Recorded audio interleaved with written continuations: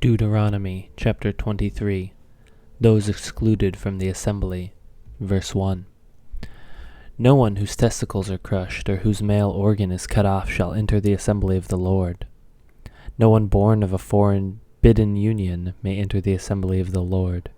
Even to the 10th generation, none of his descendants may enter the assembly of the Lord.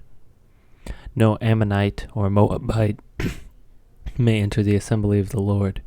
Even to the 10th generation, none of them may enter the assembly of the Lord forever, because they did not meet you with bread and with water on the way when you came out of Egypt, and because they hired against you Balaam the son of Beor from Pethor of Mesopotamia to curse you. But the Lord your God would not listen to Balaam.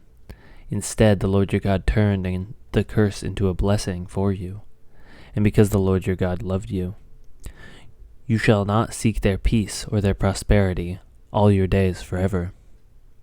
You shall not abhor the Edomite, for he is your brother. You shall not abhor the Egyptian, because you are a sojourner in his land. Children born to them in the 3rd generation may enter the assembly of the Lord. Uncleanness in the camp. Verse 9. When you are encamped against your enemies, then you shall keep yourself from every evil thing.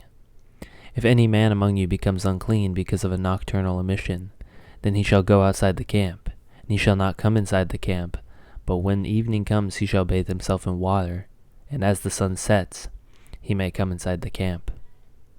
You shall have a place outside the camp, and you shall go out to it, and you shall have a trowel with your tools, and when you sit down outside you shall dig a hole with it, and turn back and cover your excrement. Because the Lord your God walks in the midst of your camp, to deliver you, and to give up your enemies before you. Therefore your camp must be holy, so that he may not see any indecent thing among you, and turn away from you. Miscellaneous laws. Verse 15. You shall not give up to his master a slave who has escaped from his master to you. He shall dwell with you in your midst, in the place that he shall choose within one of your towns. Wherever it suits him, you shall not wrong him. None of the daughters of Israel shall be a cult prostitute, and none of the sons of Israel shall be a cult prostitute. You shall not bring a fee of a prostitute or the wages of a dog into the house of the Lord your God in payment for any vow, for both of these are an abomination to the Lord your God. You shall not charge interest on loans to your brother, interest on money, interest on food, interest on anything that is lent for interest. You may charge a foreigner interest, but you may not charge your brother interest, that the Lord your God may bless you in all that you undertake in the land that you are entering to take possession of it.